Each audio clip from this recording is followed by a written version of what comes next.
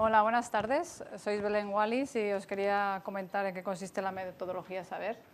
A raíz de la última acreditación de la Joint Commission se nos pidió un nuevo estándar en relación al pase de guardia que tenía que estar más estructurado y más organizado. Se creó un grupo de trabajo entre los cuales ha estado Mónica Gallardo, Laura Martínez, Neus Ibarrola, yo también, y salió como producto el Saber. ¿Qué es el saber? El saber es un modelo de comunicación estructurado para proporcionar la correcta información del paciente, asegurando una transferencia de información la más relevante durante un cambio de responsabilidad del cuidado del paciente a otro profesional, es decir, el cambio de guardia. El saber es un acrónimo de 5 letras que luego más adelante en la presentación iremos viendo qué significa cada una. ¿Cuál es el objetivo de la transmisión de la información de pacientes? Pues garantizar una continuidad de cuidados asistenciales con la máxima seguridad y calidad del paciente. El saber pretende ser un procedimiento seguro, estandarizado, para mejorar la efectividad de comunicación entre los profesionales sanitarios ante unos cambios de turno o nivel asistencial.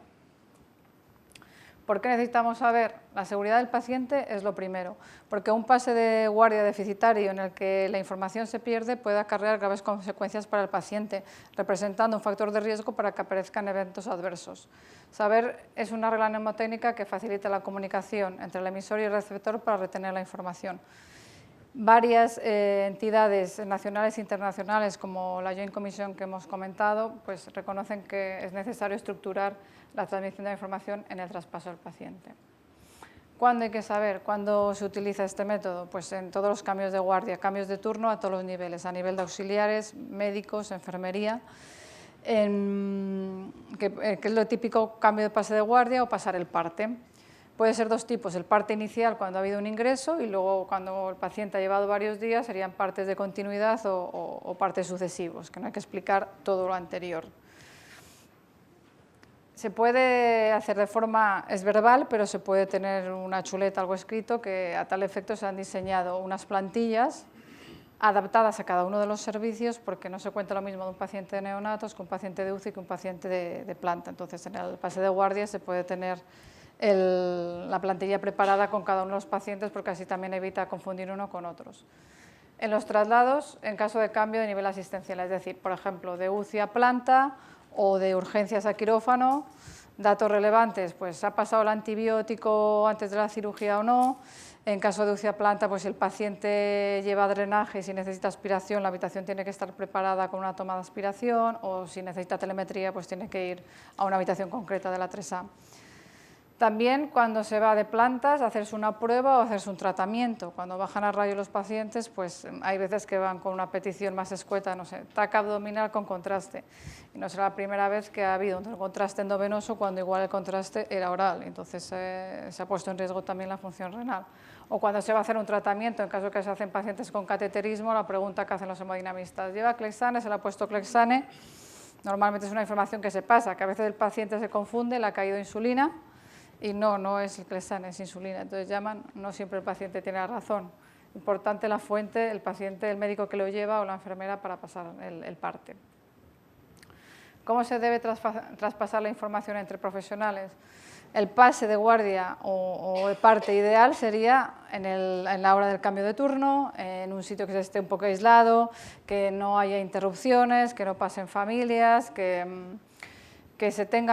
haya tiempo para haberlo preparado de antemano, o sea, que la enfermera o el médico que va a pasar la guardia haya tenido 5 minutos para repasar un poco lo que ha pasado con el paciente y transmitirlo al compañero que viene.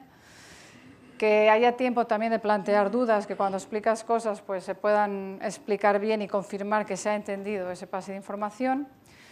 Y importante también separar los comentarios o impresiones de las evidencias. Es decir, todas las aportaciones que se hacen de más pues también pueden dar lugar a confusión.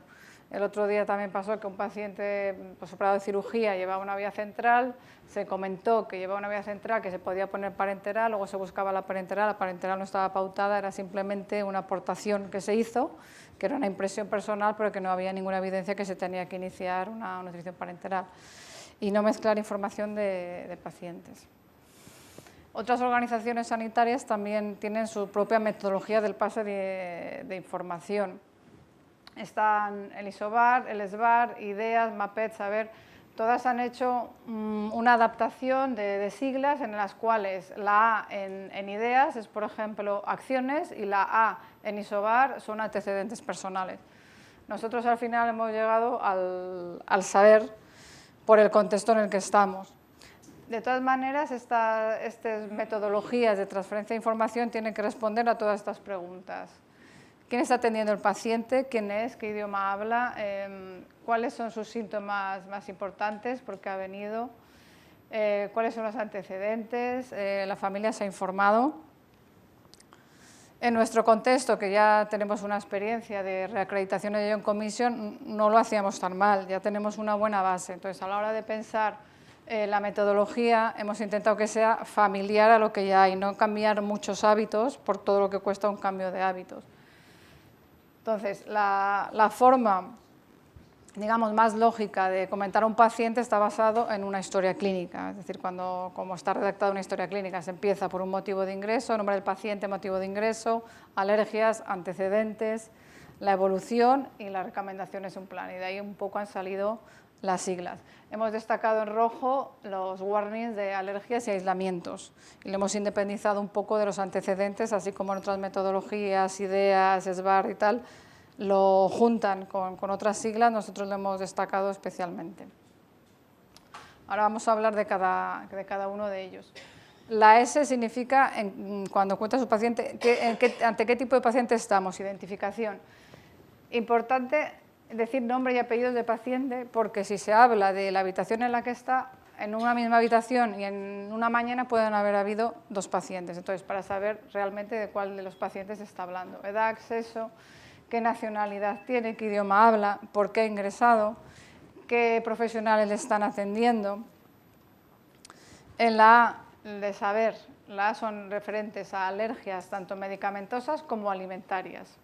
También hemos puesto aislamientos porque condiciona, pues, si se va a hacer una prueba, pues una limpieza más profunda, unas condiciones especiales de aislamiento. Entonces lo hemos puesto también destacado como una de las siglas del pase de guardia.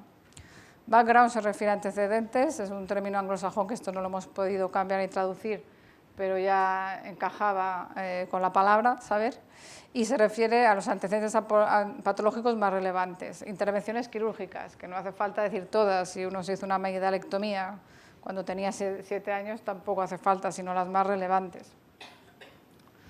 La es la evolución. Aquí es donde se diferencia un poco el pase médico y de enfermería, es decir, la evolución, según las competencias de cada uno, irá más enfocado. Si es pase médico, exploraciones, pruebas que se han hecho, resultados, y enfermería también pues hablará de vías, de drenajes, de las curas que se han hecho, de constantes. Y en cuanto a la última palabra, responsabilidad y plan, significa qué es lo que queda por hacer y quién lo va a hacer, básicamente. Las acciones que se van a hacer y quién va a ser responsable de hacerlas. Y bueno, como conclusiones, el método Saber presenta una alternativa simple y fácil de memorización que trata de abarcar elementos esenciales que garanticen la continuidad de la asistencia, organizando su transmisión entre profesionales de una manera lógica, estructurada y siguiendo las recomendaciones actuales en la materia de seguridad del paciente. He puesto una imagen representativa de un cambio de guardia ideal, ¿no? El Palacio de Buckingham a la misma hora, el mismo sitio, impecable, no hay un error, no se mueve una coma. Rígido en la forma, pero no en el contenido, ¿no? Y eso es todo.